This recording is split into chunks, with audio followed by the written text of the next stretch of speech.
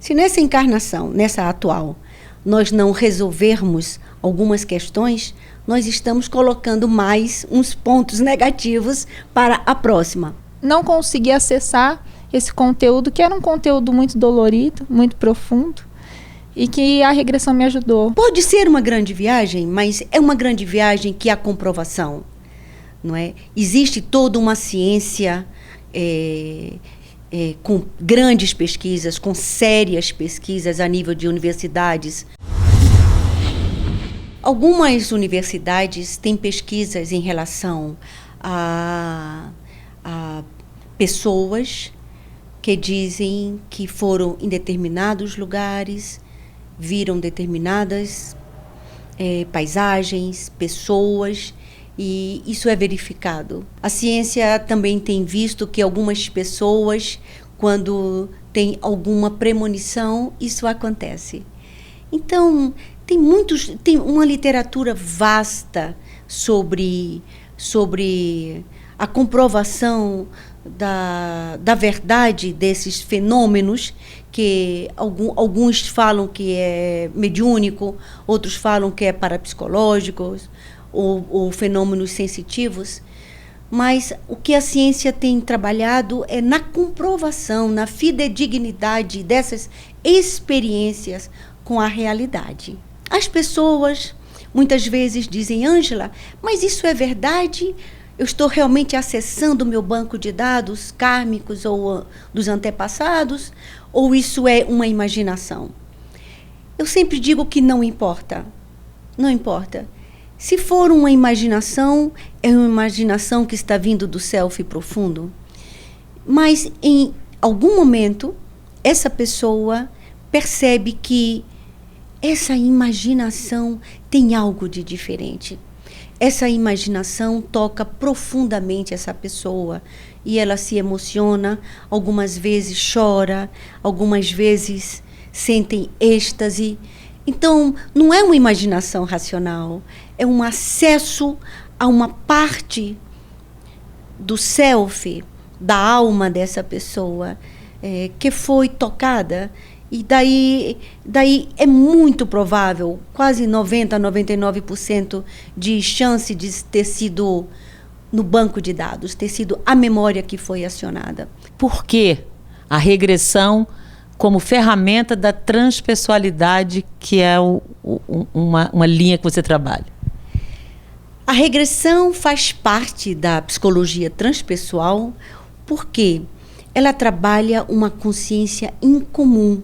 Habitualmente, a psicologia tradicional trabalha apenas entre aspas, enfocando a pessoa como psico-biosocial, sem abarcar o espiritual. A transpessoal trabalha com o bio, psicossocial e espiritual. Tem a consciência deste fluxo energético que nos compõe. Então, algumas vezes a psicologia transpessoal não acessa determinados núcleos porque o paciente, a pessoa, se mantém em estado de vigília. E na regressão, a proposta é que se saia da vigília, que saia do controle, que saia do ordinário e vá para um mental mais vazio, mais transpessoal. Ângela, se é através do relaxamento, qual é o fio condutor desse relaxamento? É o DNA do espírito? É a mente em ação comandada pelo terapeuta? O que é que nos leva até a nossa história, o nosso nó? Não podemos dissociar a mente do espírito, não é? Não dá para dizer, agora eu estou sendo somente mente, agora eu estou sendo somente espírito. Nós somos um sistema interligado. Então, durante o processo regressivo, esta mente, esta alma, está voltando no tempo e no espaço para acessar no seu banco de dados kármicos ou arquetípicos, ou no inconsciente, eventos e situações que tiveram um significado na sua vida. Então, observamos que muitas das lembranças que as pessoas têm nesta vida, elas são observadas também em situações nas outras vidas. Então, isso significa, se é um banco de dados, eu posso entender que esse espírito, esse banco de dados é o mesmo por todas as vidas, por todas as encarnações?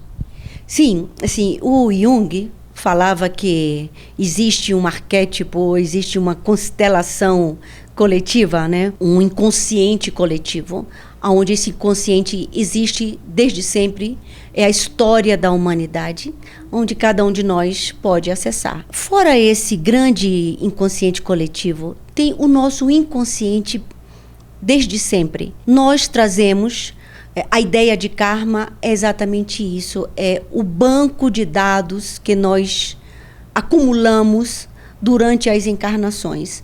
Então, hoje nós somos esta encarnação e todas as demais, que elas se repetem se nós não resolvemos as anteriores. Nós vamos trazendo. Então, o budismo fala muito disso, dos acúmulos, dos benefícios ou os malefícios. Se nessa encarnação, nessa atual, nós não resolvermos algumas questões, nós estamos colocando mais uns pontos negativos para a próxima. E na medida em que vamos resolvendo nesta, nós estamos eliminando algumas coisas. Saindo do negativo. Saindo mais do negativo. E quem sabe, na próxima encarnação, vir com mais méritos, com mais benécias. Né? Quanto tempo a pessoa pode demorar para descobrir um trauma, elucidar um medo, um pavor, uma questão? Quanto tempo? Isso varia de pessoa para pessoa. Tem pessoas que têm maior facilidade de relaxar e, portanto, de regredir. Tem pessoas que chegam mais tensionadas, mais medrosas, ou mais ansiosas. Então, essa leva algum tempo. Então, não é sempre que uma pessoa venha para uma sessão de regressão e ela consegue. Não é sempre. Você já fez autorregressão ou regressão? Eu já fiz autorregressão, eu já fiz regressão com um colega, já fiz regressão espontânea e já fiz regressão dentro de laboratórios religiosos.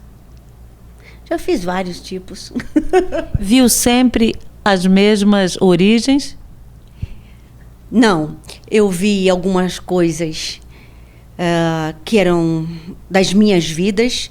Então, eu já vi que eu fui homem, mulher, branca, preta, pobre, rica, sacerdotisa, escrava. Já vi também outras civilizações. Entrei em contato com lá atrás e também já estive em outros planetas. Então, isso é uma grande coisa diferente do habitual, né? Então, falar assim em público, vão dizer, isso é uma grande viagem. Mas você é viajada, né? Bacana. E pode ser uma grande viagem, mas é uma grande viagem que há comprovação, não é? Existe toda uma ciência com grandes pesquisas, com sérias pesquisas a nível de universidades no mundo inteiro sobre esta verdade que nós podemos transitar no tempo e no espaço. Haja vista que o grande desafio da física quântica atual é descobrir a máquina do tempo. Então, eu vim buscar a regressão porque eu tinha um problema recorrente, amoroso, e isso me causava uma certa dor, uma certa apreensão, e que nas outras terapias eu não conseguia arranjar uma explicação para isso. E nos trabalhos de regressão eu fui percebendo outras questões, principalmente da minha primeira infância, dos meus sentimentos, principalmente com os meus familiares, meu avô, minha avó, meu pai, minha mãe, do abandono que eu sentia em relação a eles e o quanto que isso prejudicava os meus relacionamentos amorosos atuais. Então, a partir do momento que eu entendi o amor deles, eu entendi a minha questão de abandono, eu consegui trazer isso para a minha vida pessoal, para os meus dias atuais, e consegui transformar isso e o meu jeito de me relacionar. Então a regressão para mim foi muito importante, porque eu percebia que nas outras terapias eu não conseguia acessar esse conteúdo, que era um conteúdo muito dolorido, muito profundo, e que a regressão me ajudou a acessar isso através do relaxamento, através de imagens, né, do meu inconsciente, que foi transformador na minha vida. Ângela Lins é terapeuta e eu lhe pergunto, em que condições, por que alguém busca a regressão? 2, o que esse paciente, o que essa pessoa faz com as informações que teve até X vidas passadas, se for o caso? E, por fim, por que ela procuraria a regressão e não outra forma de terapia? Então, vou responder a última primeiro. Muitas vezes busca a regressão porque já tentou várias outras técnicas psicoterápicas e não conseguiu chegar num ponto muito definitivo no seu processo. Então, uma regressão, como vai acessar um estado incomum da consciência, da mente, as pessoas buscam para ver se abre esta porta. Às vezes procuram também por curiosidade. Às vezes procuram porque estão muito doentes e como buscando uma técnica que possa resolver isso. Algumas pessoas vêm espiritualizadas, já sabendo que tem um espírito, e outras não. Outras vêm querendo encontrar algo espiritual, mas não sabem nem ainda o que é espiritual, o que é, onde está essa parte dela, não é? Chega aonde a pessoa quer. Não é? Algumas pessoas buscam resolver traumas específicos, traumas como abandono, como abusos sexuais, como dificuldades relacionais, e buscam ver somente este evento na vida dela, que pode ser localizado na vida intrauterina, pode ser localizado na primeira infância, na segunda infância ou nas vidas passadas.